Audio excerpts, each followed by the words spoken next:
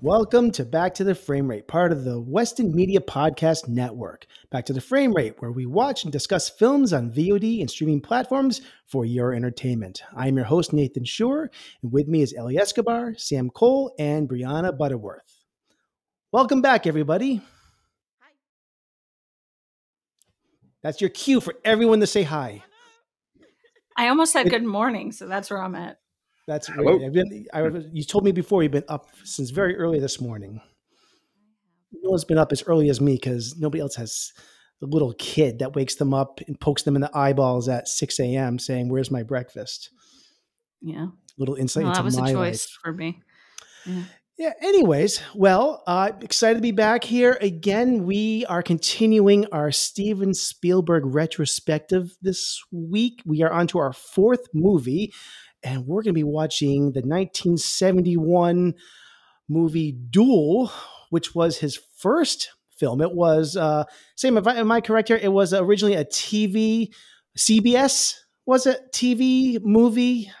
It was originally made for television, then it got a theatrical release, right? B, that was in it did so well that they elevated it, which was cool, I thought. Yeah, it was ABC, but Spielberg was under contract already with Universal. So they roped it in. And it was so popular that they wanted to put it in theaters that they actually added footage so that it would be at least a 90-minute movie. Because I think back then, a movie, to be considered long enough for a theatrical release, had to be 90 minutes long. So they had to add footage in. The producers too, demanded that he go back and actually blow up the truck. They wanted an explosion at the end. They were like, "It's so good, but it falls and it dies so slowly. We need an explosion." And he stood up to them and was like, "No, I want the truck to die an agonizingly slow death." And that was he literally said that. So, but that was cool. Oh, that's cool. Well, let me just play quickly this amazing trailer for this movie, which there's not a lot of dialogue in this. It's just a lot of noise and screeching and super cool noise. car sounds. Yes, it's pretty you're welcome. Cool.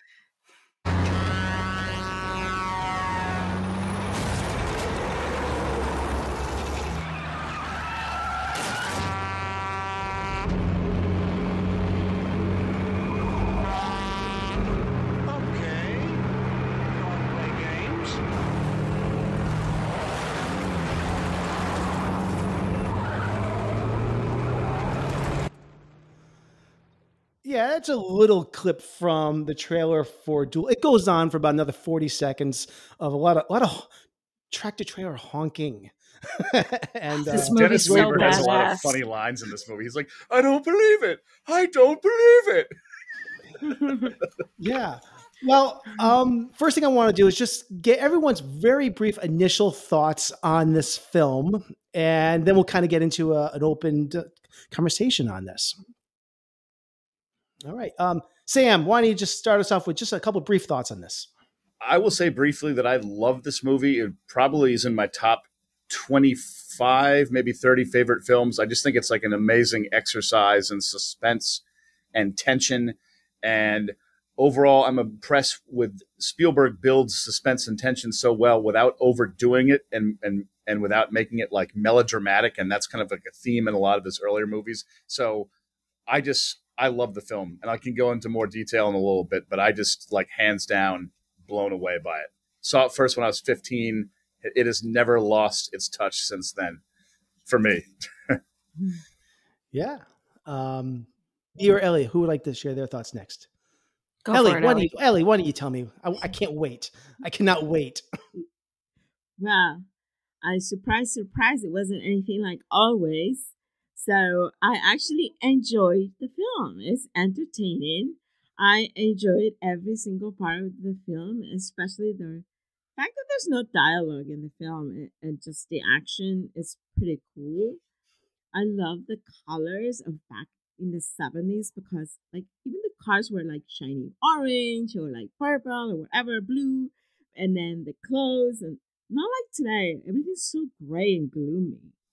Cars are either That's really true. Yeah, black or gray. Yeah, those are and that's probably why there's so I many. missed that. Now.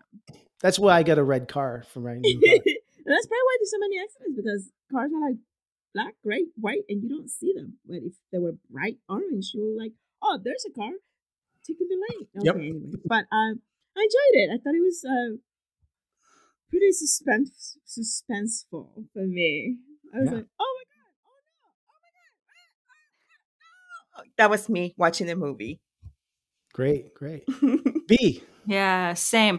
I was gripped the whole time, and I had the same thought, Ellie, about the colors, because to me, his little Valiant looked like it was like a bullfighter, like that reddish orange was all I could think about. Was like Great analogy. I actually made that note as well.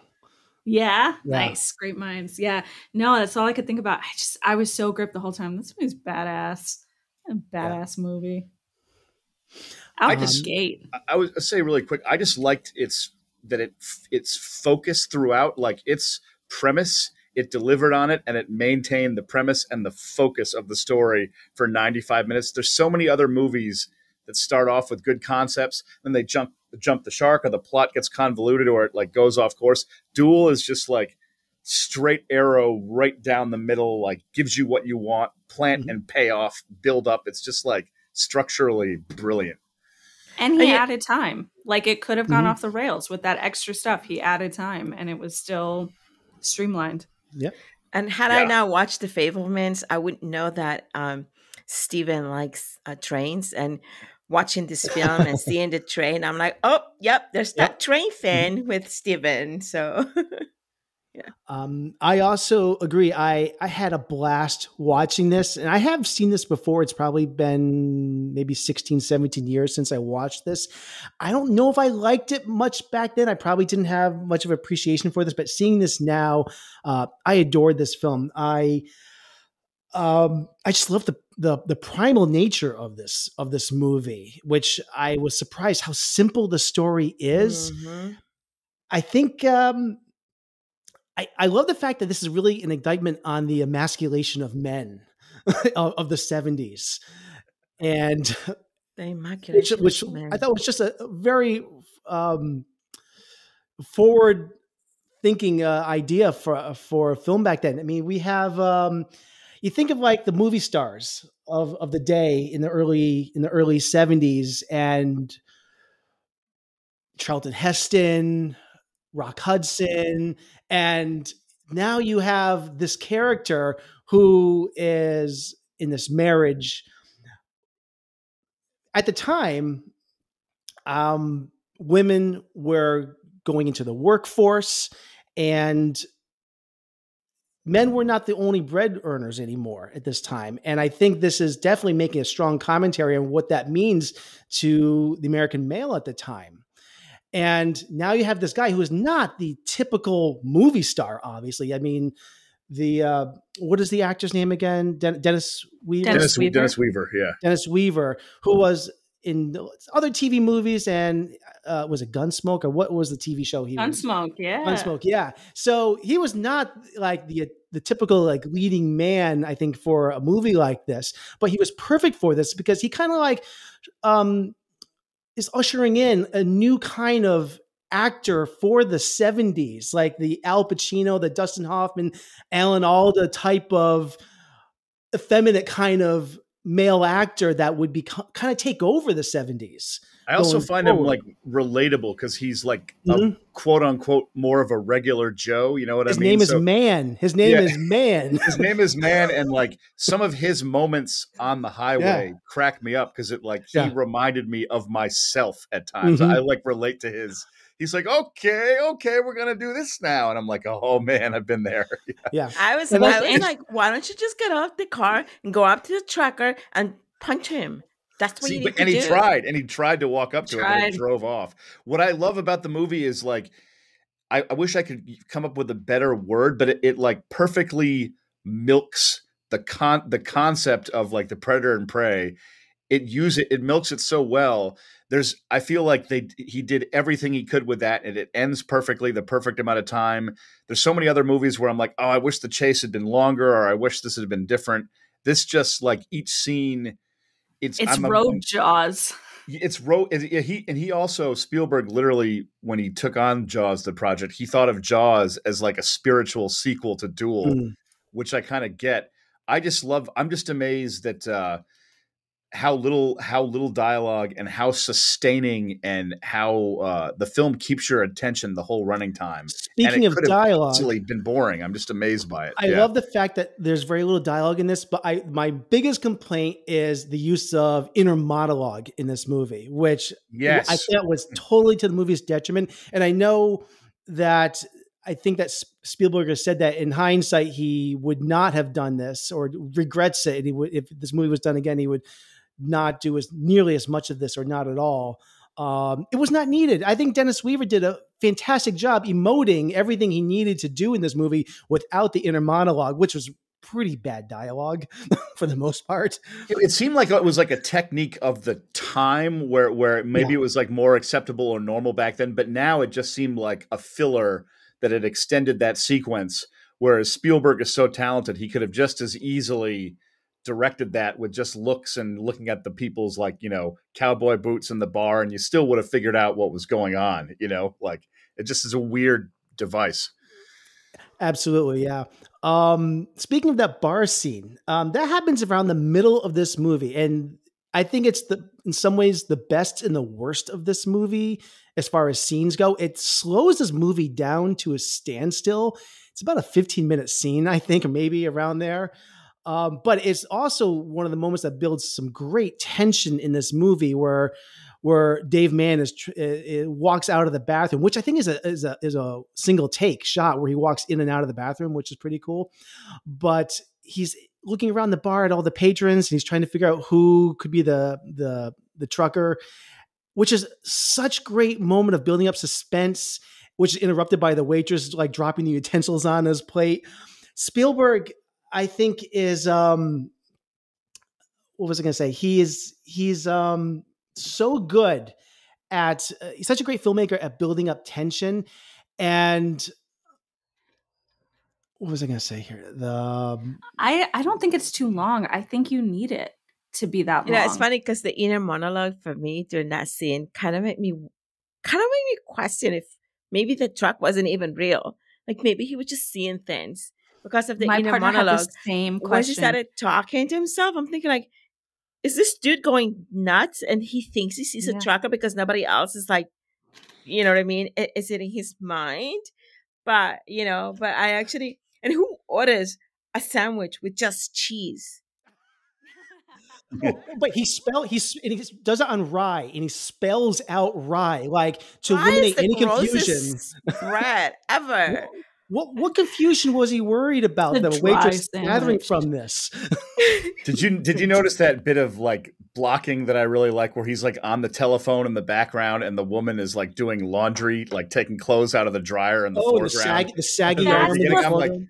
I was like, oh, that's such a good little moment. Like, it just is like who has a laundry mat in a gas station? Well, no, keep in mind, Ellie, this is the early 1970s. This is the Great American Desert. Back then, these types of gas stations and roadside attractions were built up to, like, get people to stop. The same thing with, like, the snake and animal wrangler out in the desert. People wanted people to stop at gas stations and hang out and, like, eat their food and stop and do things at these gas stations so that they would make extra money. It was like a roadside circus. How Route 66 started. Roadside circus. I like that. This was common. This was very common. That circle shot that you're talking about, Sam, I think he added that in the extra footage. And I think it's so perfect because it's like the rear view mirror that we see him looking in all the time. Yeah. Like, that looking through another lens is such a theme in the film, and it's just such a strong cinematic language that he's using. It's so good. And the cinematic language is so strong, and, like, what blows me away about the movie is he never, and this happens in Jaws and other movies, but he never overdoes, like, the introduction of suspense. For some reason, his direction always comes across as, like, serene, but the menace seems to exude from it. And, like, an example of that is, like, when Dennis Weaver first encounters the truck, when you first see it, in the movie. Had it been another director, they might have like, come up over the, glass rearview mirror. Then you see it. They might have introduced like, here comes the menace. But the way Spielberg does it, it's just like a straight on shot. You see the truck in the distance. There's no music. There's no build up, but immediately that is the truck. You feel nervous right away because that that's the truck. The first time I saw the movie, I'd never seen the movie. That first shot, you're like, oh my God. And the menace is just like when he pulls up to the gas station 5 minutes after encountering the truck, you see him pull up to the gas station, and then there's like 20 seconds go by, and then the truck pulls up to the gas station. And it's just like, you feel this like predatory sense of like a beast coming in. And it blows me away that Spielberg does that, because I've seen so many other decent suspenseful movies that don't achieve that visceral level. And there's like a fine, elusive line that blows me away with his directing. It just amazes me. Yeah. It's amazing. There's a moment where I heard the Psycho song. Oh yeah. Yeah, that was totally on purpose. Yeah. He was a huge fan of Hitchcock. It's like, you mentioned that the tension buildup. When I think of this film, I also obviously you have to think of Jaws, even Jurassic Park. You can't help but wonder, what a straightforward, horror movie from Spielberg would be like. And I know, it's very highly likely that he directed Poltergeist. That those rumors fly around. Yeah, but he's like 80% of Poltergeist. How could Tobe Hooper have done that movie? I mean, every single frame of that movie has Spielberg written all over it. But I would I hope before he retires, he does take on the horror genre. He said he wanted to. Didn't he say something about that recently? Was it you that was telling me that he originally he was going to do that the remake of like Bullet with Bradley Cooper, but now he's not sure what he's going to do. But he's like, I'd really like to go back to something scary. I think I heard that soundbite in an article, and I was like, yes, please. He's got it in him. I mean, just the tension that he knows how to build and release at the right moment. I mean, he's got the chops for it. And the fact that he has not done it in 50 years full on is blows me away that he hasn't done it. I mean, Jaws, obviously, but I really hope he does. I really hope he does. Counterpoint, Fabelmans was a horror movie to those of us who are traumatized. That's a good counterpoint. There's psychological horror. Plenty of psychological horror out there, yeah. Can I get another counterpoint? Ellie, another counterpoint? No. Sorry. No. Going once, going twice, counterpoint, sold.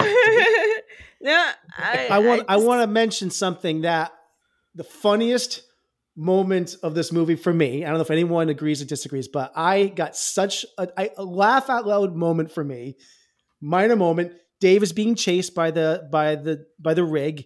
He's run off the road, hits the fence, and he's complaining that his neck is hurting him. And, Farmer Billy Bob comes on over and he says, oh, he's all right. And then like Country Joe says, just a little like wave like this. This is funny interaction. I just lost it at that moment there. I don't know if anyone else caught that little interaction. I caught that. It was funny. I laughed. That's the hardest I laughed in the whole movie. Seal. I think that's my guy Charles Seal you're talking about. Is it? I don't know. But it just the awkward wave, like it was just a weird wave, and I loved it so much. I loved seeing real people on screen. That was so fun for me. I like the actor that looked like a more like jockish version of Craig T. Nelson. He's the guy who's eating a sandwich, and like Dennis Weaver comes up to him and is like, I want you to cut it out. And he's eating his sandwich. He's like, cut what out? He just was like such a good, like regular Joe. Like, who is this bastard? I love that scene. That was good. The guy that was playing pool looks just like Stephen King. Yes. Isn't it? Our second favorite Stephen. What else do we want to mention about this? So some of the scenes that were added was, I think, the school bus scene with the absolute worst children ever. That scene does not like allude to Spielberg's future work with children. No, just like, hey, look at these little punks, like. But it does have a couple of my favorite shots in the movie, like when they're looking at the bus driver and he's turning around looking down at them. You see through the windshield down that tunnel, and you know that truck is going to appear any moment through there.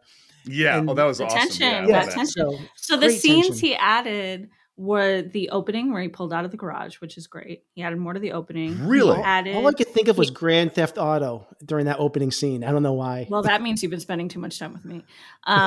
The opening scene, the anything where he was on the phone, that was all added in, which is an interesting context to have. The conversation, was it the whole conversation or just the side of the conversation with the wife? It was the phone calls with his wife, which I think adds an interesting layer of context to the gender conversation. It's also because bizarre because it's the first time the only time in the whole movie where we're not seeing this whole story from Dave's perspective, which takes me out of it. It's weird. It's a weird choice. It could have been just like a filming thing, like a. Oh, you mean when it goes into his wife's house? The wife's house. And the way that shot, it's almost doesn't seem so Spielbergian. It's just like this kind of like cheap house set. It just the way the staging of that rings false to me, and it's not a big deal. It doesn't bother me that much. It's just like a weird cutaway. You'd think it because it was a Spielberg movie that they'd be in a more natural, like she'd be by a window and it would be raining and the camera would pan to the kid watching TV. But instead it's like, nope, watch. They look like they're on a stage, you know. Anyway, sorry, yeah. No, it's okay. Yeah, no, you watched that. Does Spielberg even like kids?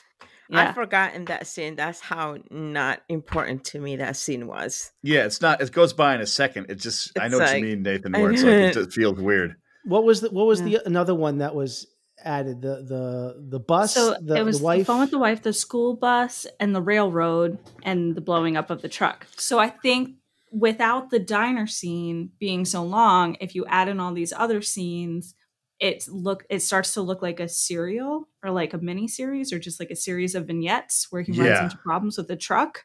But because you have this long extended inner monologue and you see him like confronted with how other people are facing the truck or not facing the truck, then these vignettes like can just happen quicker.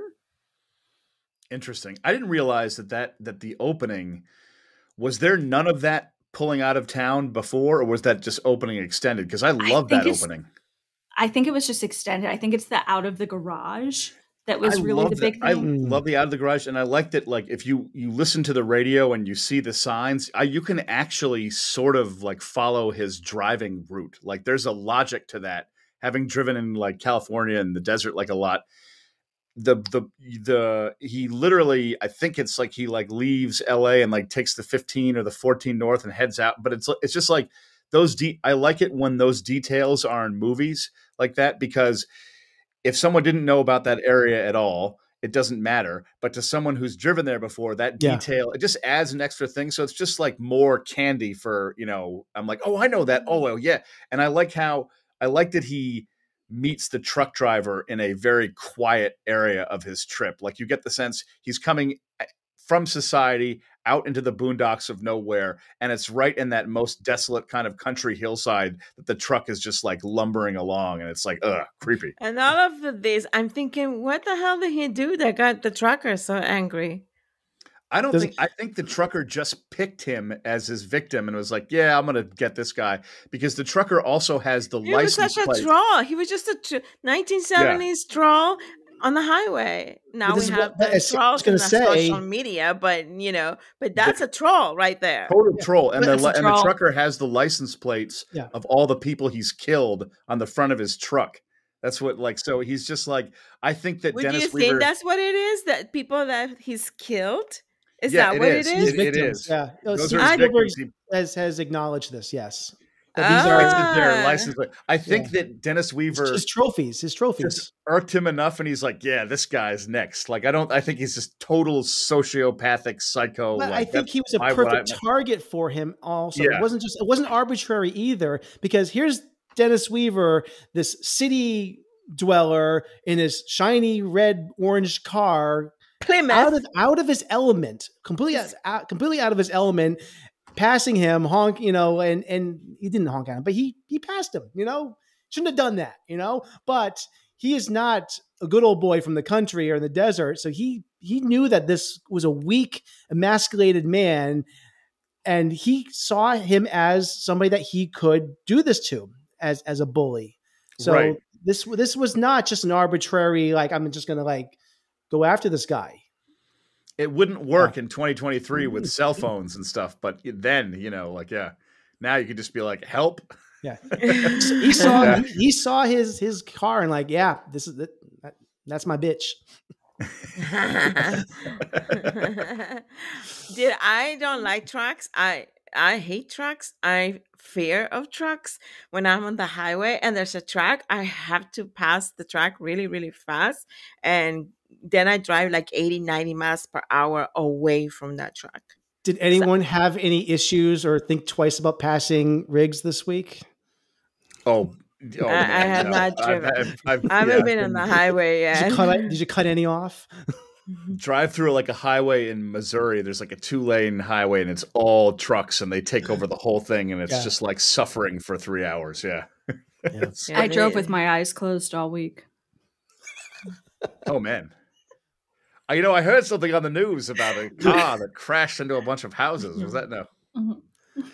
Yeah, no, I'm not. And then there's tarantula in the middle of the scene. I was like, I don't like that was spiders. I'm not a fan of snakes and spiders, but I do feel kind of bad that trucker just took all of those animals out. I'm like watching this film. I'm like, why do you give your back? The woman to lost the her street? business. Yeah, the woman did. Oh, sorry. Go ahead, Ellie. No, I said, why do you, like, if I get on that phone booth, I wouldn't give my back to the street. I would be looking to the street. Right. Yeah. I do have one. Are you? There's opportunity lost by the scene at the Snake-orama, whatever it is. If that scene had not existed where the truck came back and destroyed it, I think there could have been an argument made that this whole interaction would have been in Dave Mann's head. That this is just him kind of right. True. I thought about that. Agree. Which I think would have been a more powerful movie if we were left questioning whether this was just kind of him working out his own. Yeah, because that's what anxieties. I got from. And that's what I was thinking when he was at the bar scene. I thought he was with that inner monologue, and I'm thinking it's his ego and his paranoia, anxieties taking over what's going on with his family and his wife. I thought about that on a second viewing. Is there a possibility this is all in his head? Yeah, but I really can't deny the fact that he destroyed this poor woman's business and the school bus, and he helped the school bus. But that also could have been the whole interaction. All could have been in Dave's head. But I just love how this bus driver just thinks he's nuts. I mean, still, I do. Even the interaction with that woman, it could still be part of his head. We don't know. It could be. The explosion could be part of his head. It could be. I thought I like to think that there's a possibility this all was in his head. That's definitely a possibility about it. I would say just like one physical thing I like about the movie is that there's nothing that Dennis Weaver does with his car or with himself that gets too much into like action hero mode where he would do something unrealistic. And I feel like, God forbid, there was ever a modern remake of Duel, which there shouldn't be. But if there was, they would pump it up and have set pieces that just were a little too like. He was I like a that nerd. it's grounded. Like the way he defeated that truck was soundly realistic within the context of that. Like I totally accepted what happened and the way because on an upgrade, his car weighs less, the truck is heavy. Like, the logic of the action made sense. And that's why I love this movie because it's just, there's no explanation. You also never see the driver. So they're always a menace. And I'd like to believe that the evil truck driver never went into that bar and was never in there, that he parked there. And Dennis Weaver was looking at all those people in the bar, but I just get this feeling that he never set foot in there. He never did. Creepy vibe. I don't think he did. That's what I like about it. Yeah. He was never in the bar. He was always in the truck. Yeah, that's what I'd like to believe. Yeah. I think he destroyed the snakes and tarantulas as a moment of like being an apex predator because the only other things you see in the movie are predators. Yeah, exactly. Yeah. So you have this moment where he's an apex predator and essentially a Plymouth Valiant was a Dodge Dart.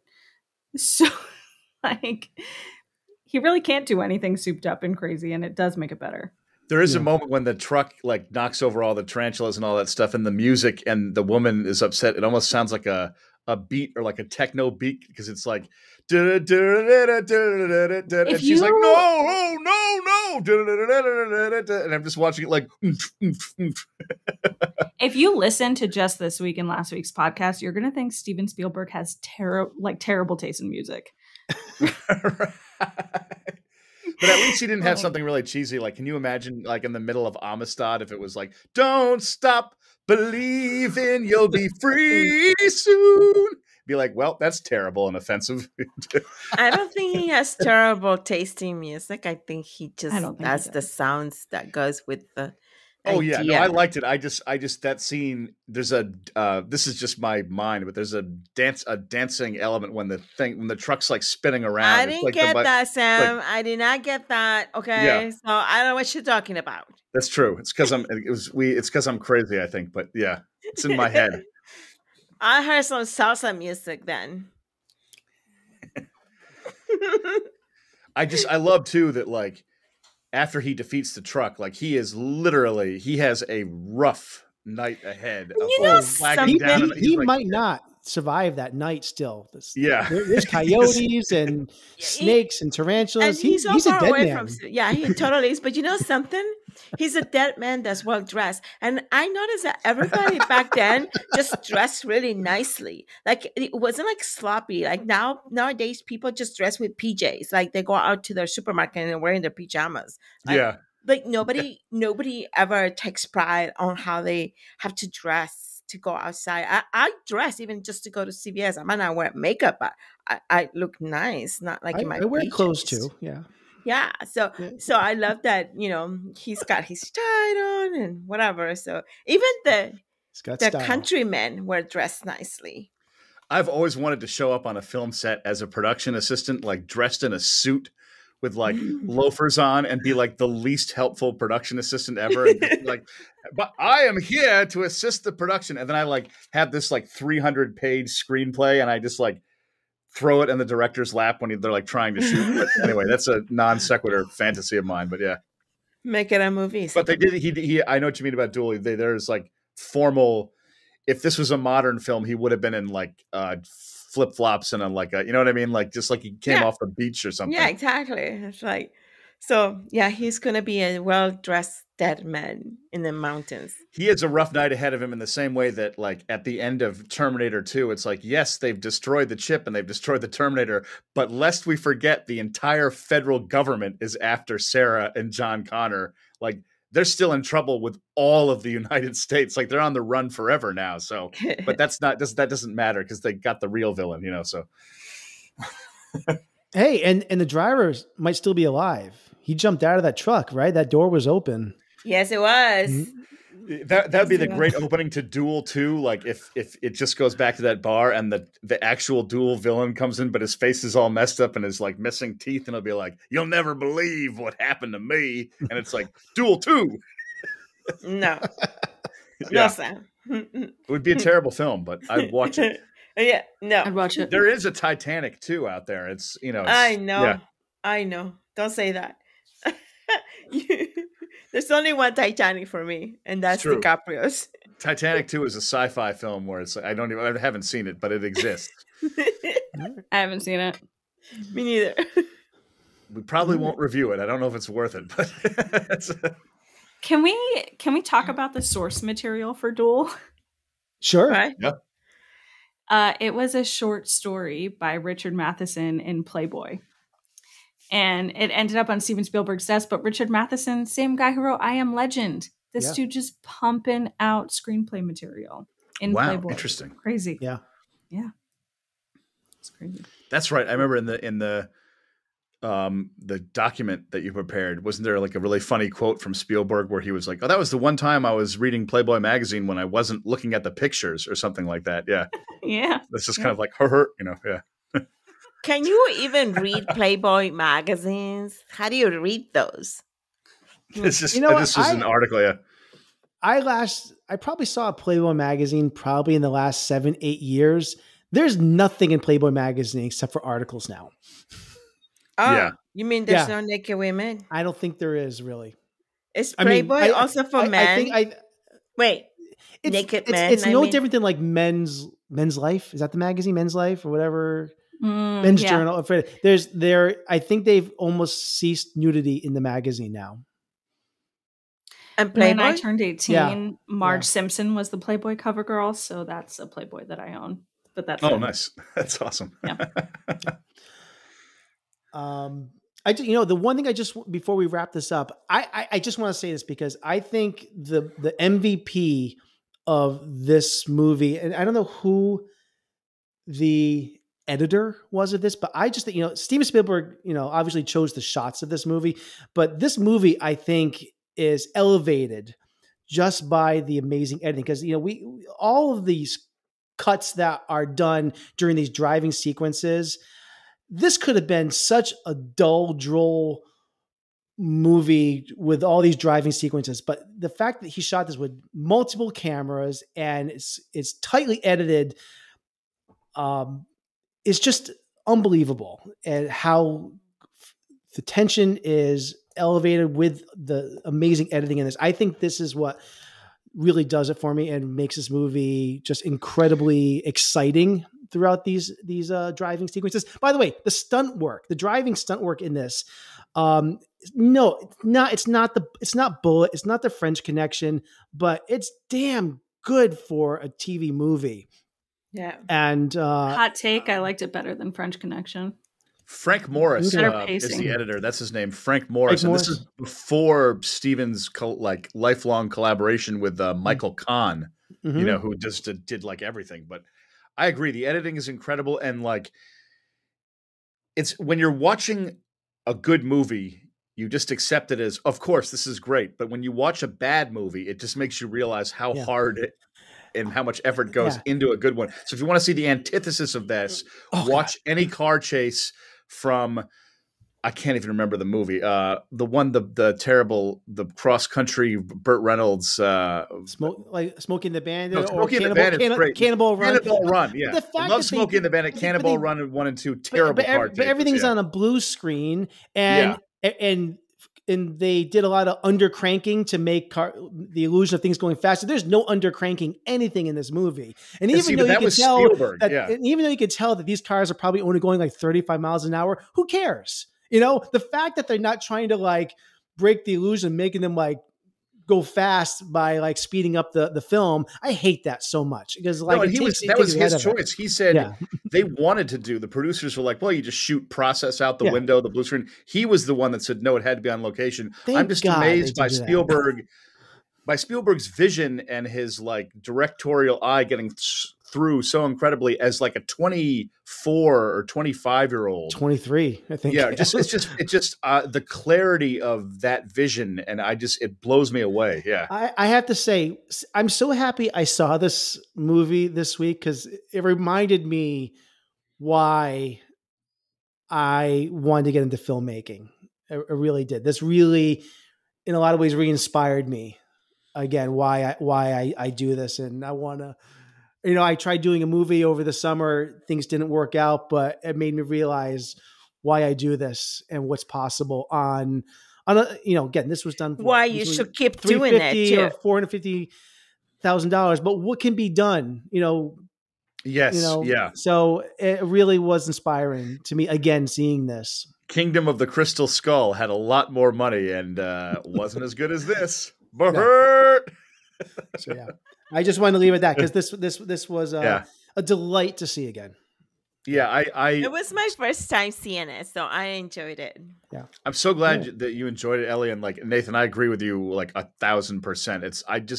It's like going back to the core of what inspires me about like filmmaking, and you just feel that you're just like, Yep. All right, I think that we can close the book on Duel. But who would Mark Wahlberg have played in Duel, though? Wait, hold on. Wait for this. Something in this field could be releasing the chemical into the air when there's too many of us together. Don't eyeball me, boy. I see your mother driving up and down the street looking at me. I'll be your stepfather by the week. It's a bad time, Bob. I'm serious. If I leave now, I'm not coming back. You ever hear the expression, you got a face only a mother can love? Let's just stay ahead of the wind. That is our new bumper for our Mark Wahlberg segment. If he was Dennis Weaver's character, he would be very funny in the bar. He'd be like, "Look, I just want you to cut it out. Stop messing with me on the road. I know what you're doing out there. I thought I know what you're doing." Like, Mark Wahlberg talks like a teenager.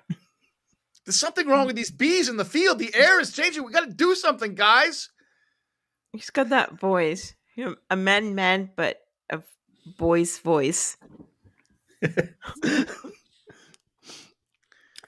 Ellie, have you been watching Winning Time, The Rise of the Lakers? Oh, you can, It's of course. incredible. It's incredible. Sorry, course. non sequitur. Yeah, I love it.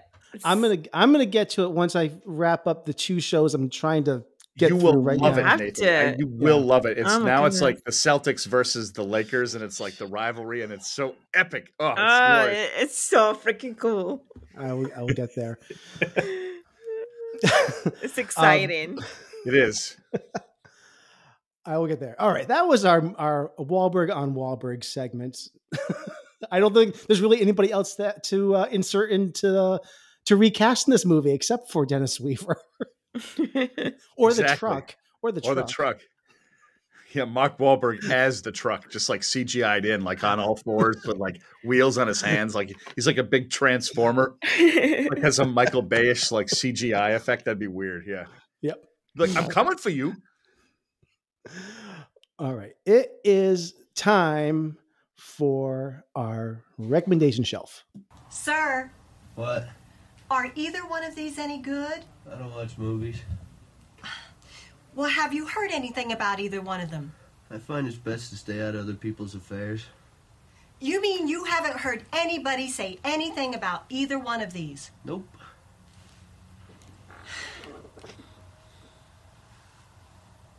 Well, what about these two? Oh, they suck.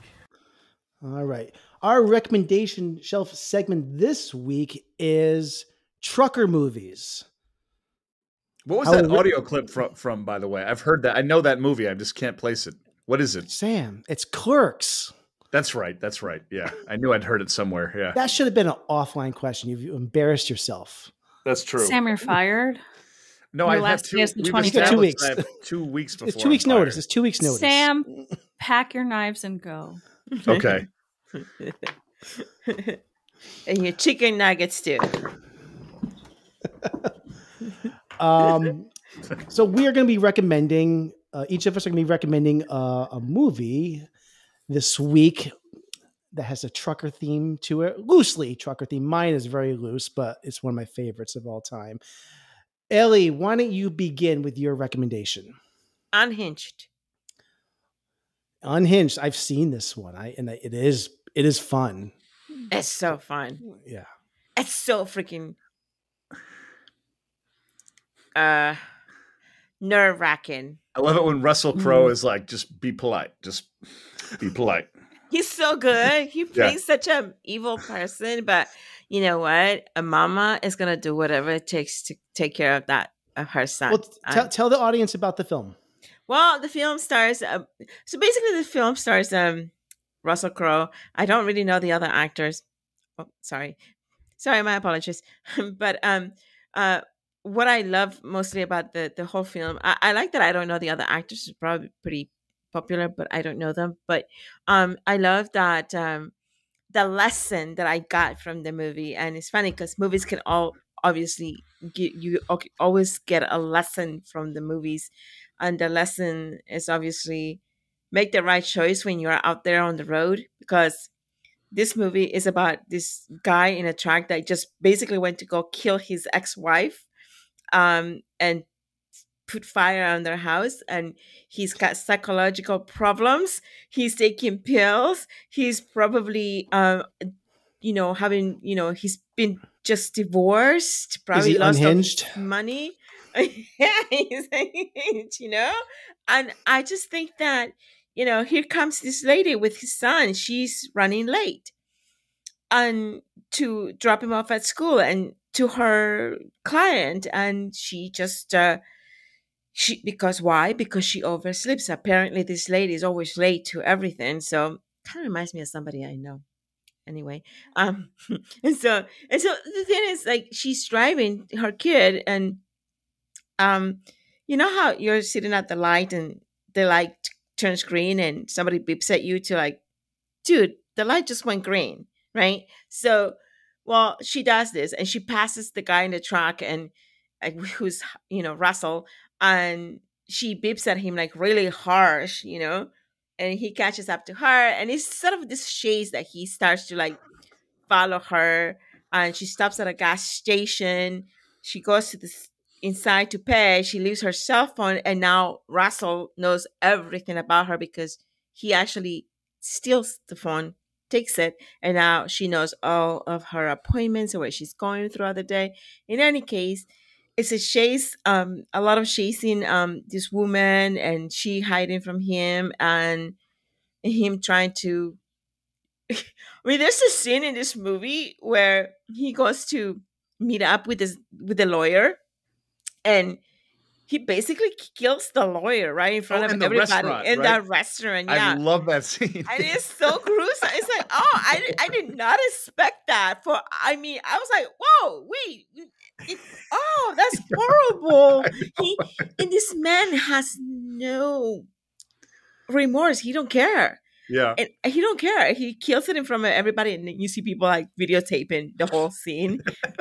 and I watched the movie with Carlos, and I said it's funny because you don't really know who's driving anymore behind. Like you don't know who's behind the wheels, so you can't beep at anybody. You can't get into a fight with somebody because what if it's a psycho and it's gonna follow you to your house and then do stuff to you.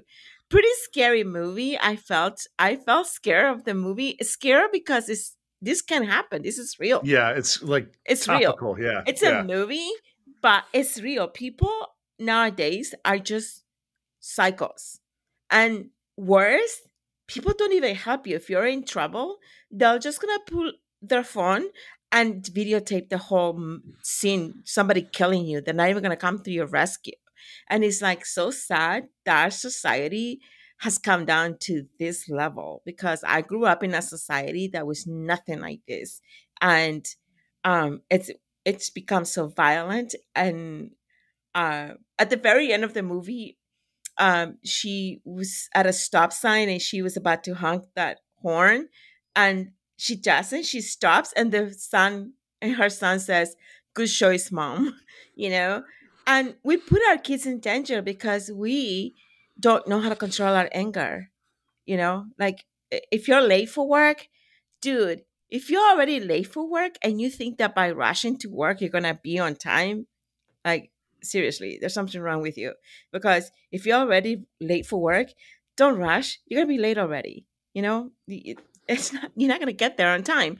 And what's gonna happen? It's gonna start fights with people on the road. And there's so much rage out there with people, humanity, that it is really scary to drive around. This movie I liked, but it scared me. It really did because it's real to me. It's very real out there, Yeah. So I don't. That's a good point. That's a great point. Mm-hmm. So that's my movie. I recommend it. Watch it because it's gonna make you think twice if you're ever in a situation like that. Not to like touch your horn in your car and beep at don't beep at anybody. I did beep at a van at a highway in like Iowa, and they followed me for 20 miles to a gas station, and they blocked the exit. Like they parked sideways with their van. But I knew that all I had to do was wait in the store because by blocking the road, no one else could get out. So they would have to move. So I just waited them out and then I just bolted. But it happened. Yeah. Nowadays, if you beep at somebody and they're mad, they have mental problems, unsolved problems. They could just pull out a gun and kill you right there and then. It's true. It's scary. Yeah. So so it's too much real, but it's a really good lesson to learn from the movie. So. Yeah. All right, Ellie. Not Ellie. Sorry, B. Why don't you tell me about your recommendation this week? My recommendation for the objectively perfect Big Rig movie is 1986 Maximum Overdrive, which is a documentary made by Stephen King about that time in 1986 when a comet passed by Earth and all the trucks came to life and held Emilio Estevez hostage. It was a national tragedy. We barely made it out. That's awesome. I have not seen that. Now I want to. Yeah. It is so much better than it has a right to be. I can't say it's good, but do I enjoy it? Yeah, I enjoy it. I will kick back, have some wine, and watch Maximum Overdrive with someone. It does. And it must be watched in tandem with the trailer. Yeah. It's just a fun time, you know? It's just a good time. It's just a good time. And there is, for my second Simpsons reference of the night, there is a Yardley Smith cameo by the voice of Lisa Simpson. So she comes in, and of course you recognize her right away because you hear Lisa's voice on screen, and it's like coke-fueled nightmare of 18-wheelers holding people hostage in this like diner in 1986. It's super 80s. It's super Stephen King. It's super fun. You should check it out. Now, I want to say that, B, you're crazy. This is a terrible movie to recommend. But honestly, I haven't seen this movie in probably 33 years, 34 years. So I could not recall anything about it, honestly. I remember taking it out of a video store when I was probably like 15 years old. But I don't remember anything. I think you just have to like leave your pretensions at the door. You know, there's some movies where you're like, is this going to be technically proficient? I don't know. I wouldn't go that far. But is it like a really good time and you can kind of suspend disbelief and you watch it the whole time and you're not just like on your phone? Yeah. Yeah, I think it's that. I've never seen this movie, so I'm going to watch totally it tonight. wild. I think I'm kind of interested. Yeah. It's just a popcorn movie. It's just a popcorn movie. It's fun. I was more of what's the Emilio Estevez movie where him and Charlie Sheen were the trash men. Oh, Men at Work. Men at Work. That Yes. was my jam back then. Okay, the better Emilio Estevez car movie is Repo Men. I know. I'm not talking about car movies. I'm just saying that was the movie that I recorded off of HBO, and for some reason, I watched that movie to death. It's a good movie. I don't know why. Terrible film. You've lost all rights to talk about Maximum Overdrive. No, I don't have any rights to talk about it. I don't. Oh, you lost the rights. But I will get behind Young Guns any day of the week. What about Young Guns 2? What about Young Guns 2? Just as Outsiders is great. Outsiders is great. Yeah. Also, Badlands. We're gonna do a Emilio Estevez Brat Pack marathon. Is what or not just. I would Emilio totally Estevez, do that. with Brat Pack, Brat-tober Character study. I don't know. Brat-tober. We'll see. We'll get there when we get there. Maybe next year. Braduary. What? Brave Hold on. And I sitting here and I feel like I'm in another planet. I don't know. Ellie's like, listen, y'all are off the chain. Right. Let's move on. Sam, hit us up. So a movie I like, it's a 1997 action thriller movie directed by Jonathan Mostow called Breakdown. Stars Kurt Russell as the good guy, J.T. Walsh as the bad guy. It definitely has J.T. Walsh is a truck driver that kidnaps Kurt Russell's wife, and he tricks him, kidnaps his wife, and the rest of the movie is he has to like find her and chase her down. There's a diner scene that is very reminiscent of Duel. Duel is clearly the vastly superior film. There is no comparison. Breakdown is a bit more Hollywoodish because it has that elemental suspense, but it gets into more kind of like action movie standard plots. But I enjoy it. There's good suspense. There is some good vehicular action. And I particularly like the end, that the way that he finally discovers his wife is the bad guys have got the upper hand and he just can't, they're out of range, off the radios. He cannot keep up with him. He runs into the main bad guy at a truck stop, climbs into the underbelly of his truck. And so Kurt Russell is basically hiding in this guy's truck and rides with him all through the night, all the way to his like farm home where all the other bad guys are. And it's like Hickville with guns, and like the 15-year-old son is playing a video game, and like he comes in with a shotgun. So it's really like rural, like Americana, like vicious, like I'm going to get my wife back, you bastard. And like, there's just a tone to it that I really, really enjoy. So I would give the movie, it's not great, but I would give it a solid 3.5 stars. Highly entertaining breakdown, directed by Jonathan Mostow, who did Terminator 3 and a few other good films. But he's a decent director. Nice. And that's solidarity and recommending 2.5-star films. Paramount Plus, you can catch that. I've actually seen Breakdown. I really liked it too. Yeah, enjoyed it. It's good. It's good. Yeah. Mm-hmm. Well, it is Kurt Russell week because I am recommending Big Trouble in Little China. Yeah, Jack Burton. From 1986, directed by John Carpenter, stars Kurt Russell as Jack Burton. Great call. You know, he is more legend than truck driver, actually. He drives the Pork Chop Express Freightliner, which tells you everything you need to know about him. Jack is thrust into the centuries-old supernatural conflict involving Chinese black magic and sorcery. A skeptic would see the events of this film as utter nonsense, but they would be completely wrong. This film is genius. The film has this kinetic pacing to it. It's full of witty one-liners. Kurt Russell is terrific in this film as sort of a hero, but honestly, he's mostly just kind of blundering along in this movie. I don't know what the terminology is for when your hero never actually does anything. He's just kind of he's actually the sidekick, and the character who's actually the hero is the other guy in this movie that actually I think gets a lot of the things done in this movie. It's great, campy fun. And in hindsight, it was really ahead of its time when it comes to Chinese style wire work and mythology in a lot of Hollywood action films. So I love this film. It gets better all the time, every time I see it. And it's available on Paramount Plus and on VOD.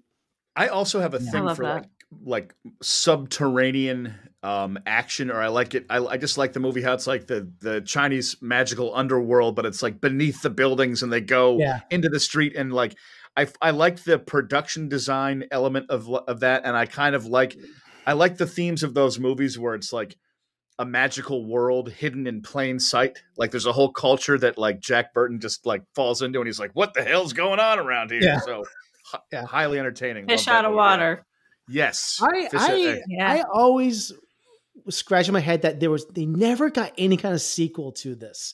Well, it didn't do well at the box office. No, it didn't, but it became a cult classic not that long afterwards. So I feel like even Kurt Russell could still do a sequel to this today. He could, and I don't. It's interesting. I wonder if it was a marketing thing, because like it gives you a sense of like audiences. Like that summer, Karate Kid Part 2 came out like right around the same time. It was a big financial hit. Nowhere near as good as Karate Kid Part 1, but like Big Trouble in Little China is such a innovative. I'm surprised that didn't catch fire. I think we get a Thing sequel before we get Big Trouble.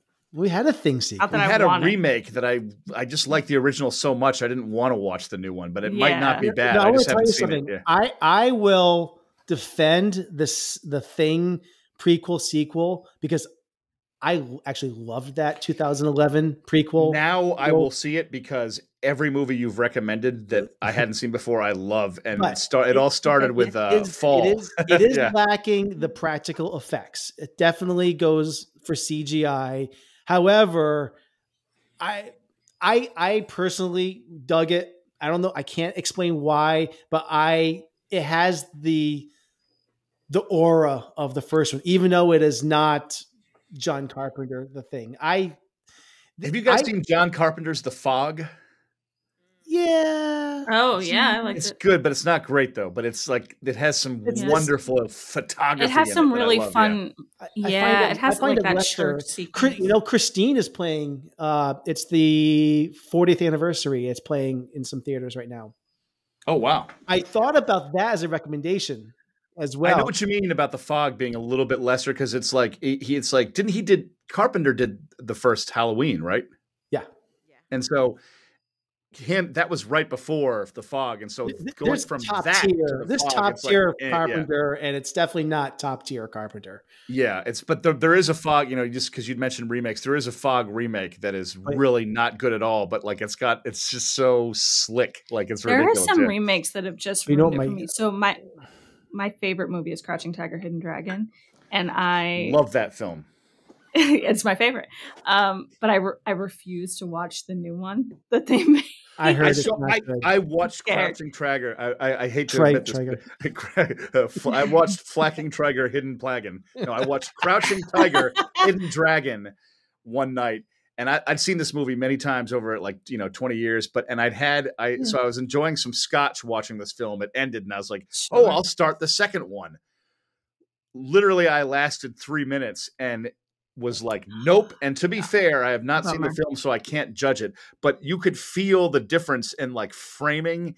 The second that new one starts, it's like CGI, flashy, flat. I can't explain it, but there was no tonality continuity. It's like going from Aliens to Alien 3 and being like, my life sucks, Yeah.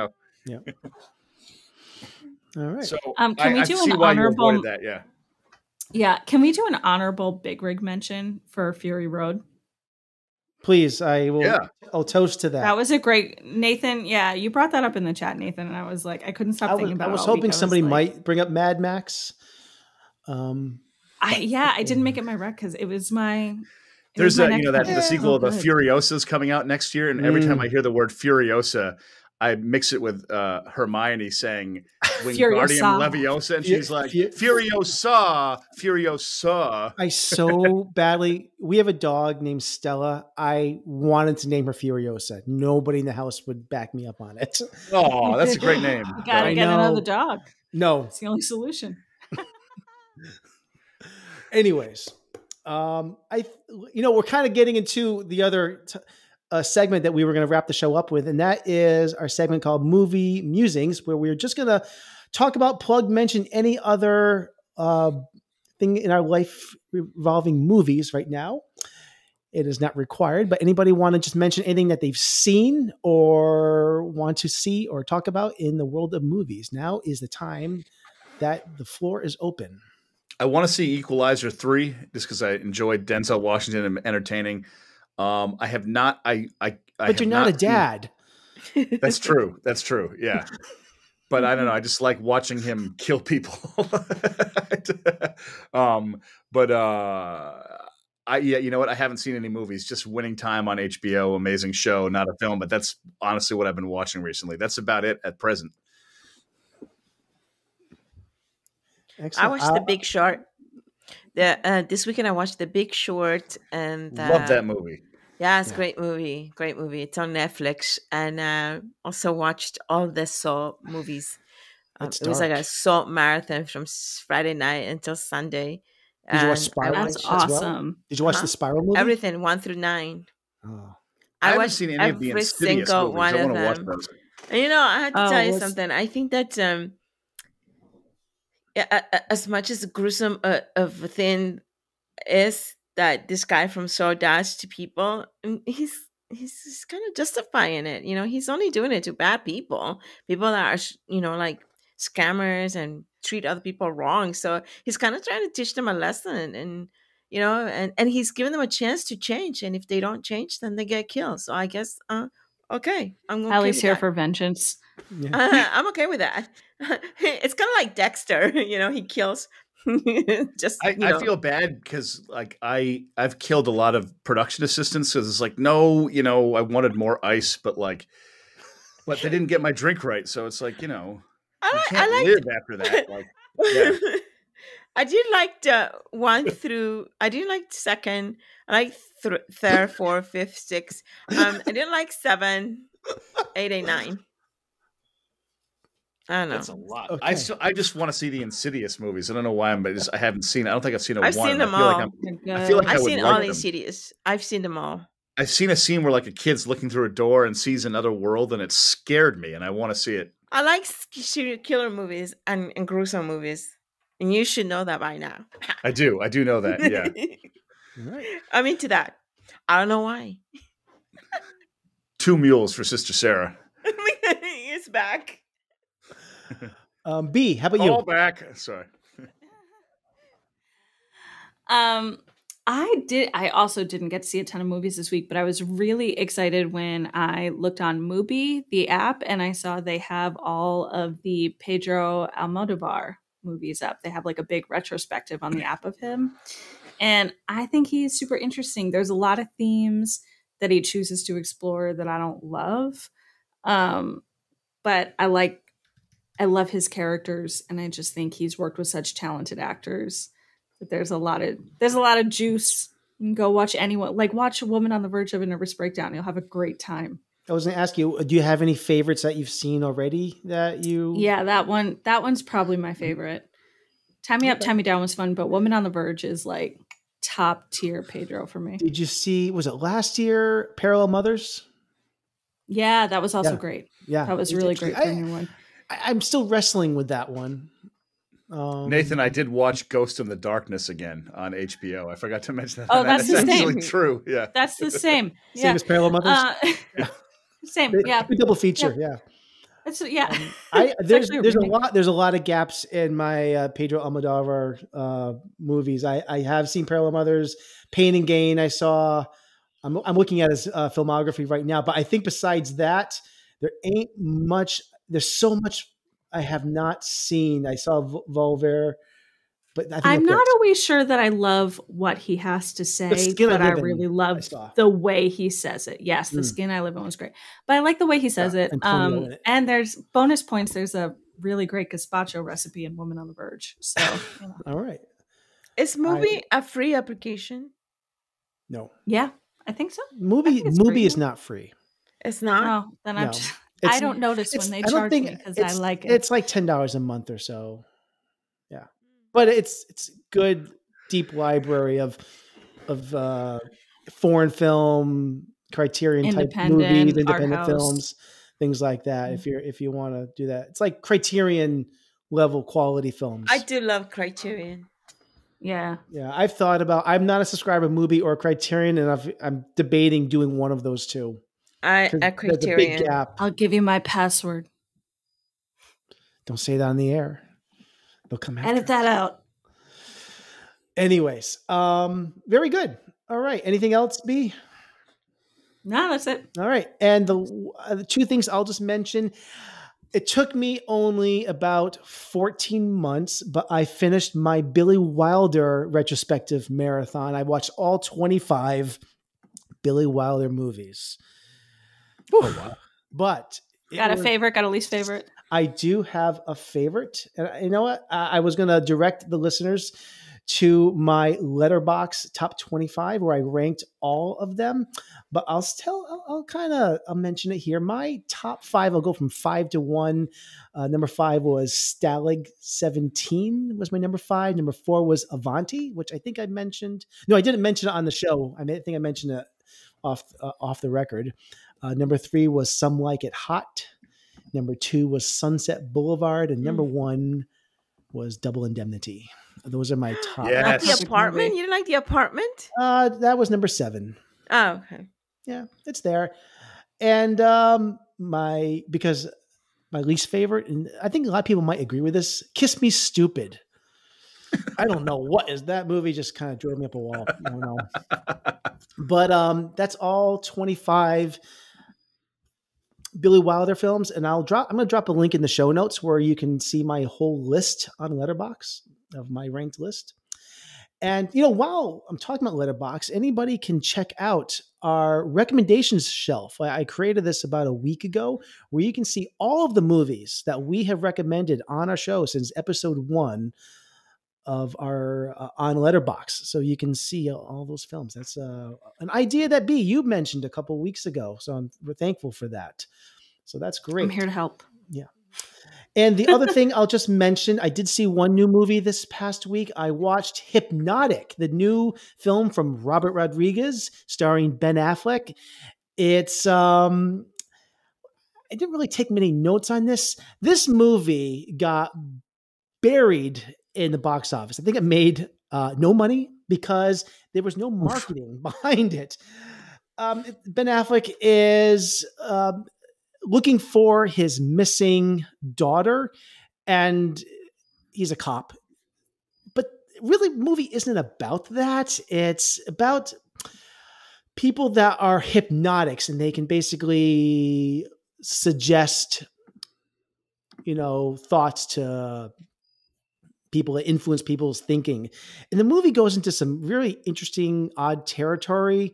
I'm not going to spoil much about this, but what I just want to say is that this movie, I think, got an unfair shake in the box office. It's not a bad movie. It's not a good movie either, but I feel kind of bad that it just completely got buried because the studio decided not to do any marketing for this at all. I think Robert Rodriguez is a decent filmmaker. I love his movies from the 90s, like From Dusk Till Dawn, Desperado, are two of my favorite movies of all time, probably. In The Faculty, I like a decent amount as well. But I like The Faculty, yeah. But this movie is really feels like it got hacked to shreds. There's ideas that are not fully fleshed out. The ending just kind of happens out of nowhere. It's okay. And it has ideas that remind me a lot of like Inception and The Matrix, but it is a very sloppy, hackneyed movie that I can't fully recommend. But still, if you're looking for like a mind-bending twister, you could do far worse. So, yeah, Hypnotic. Ringing endorsement. It's okay, but hey, it's something I watched, is what I'll say. Why did you watch that? Ringing endorsement is right. Why did you watch that movie? Because I love Robert Rodriguez and I watch everything he makes. I see. That's a good reason.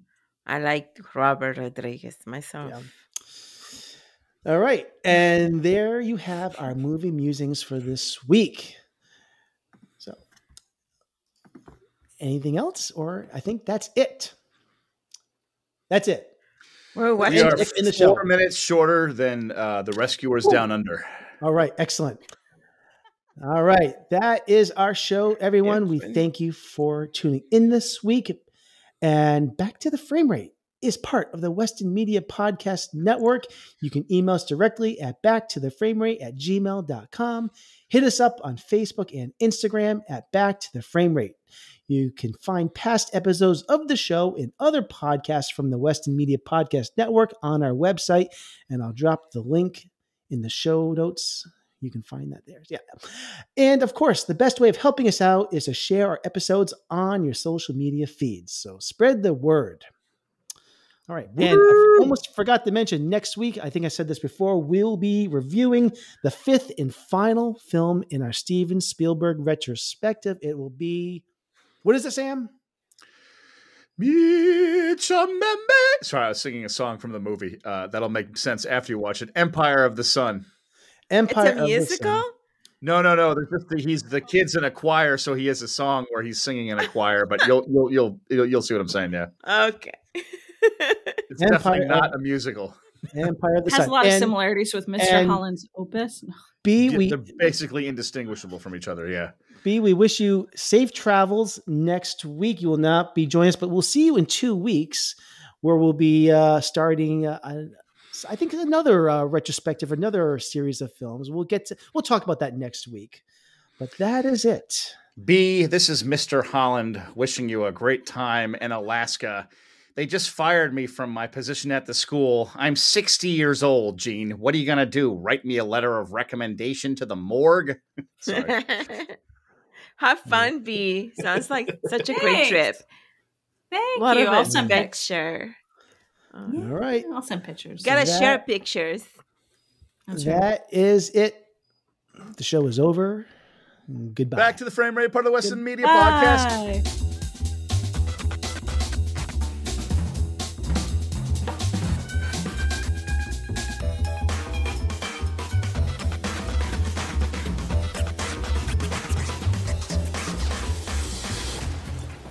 I want you to know it's over.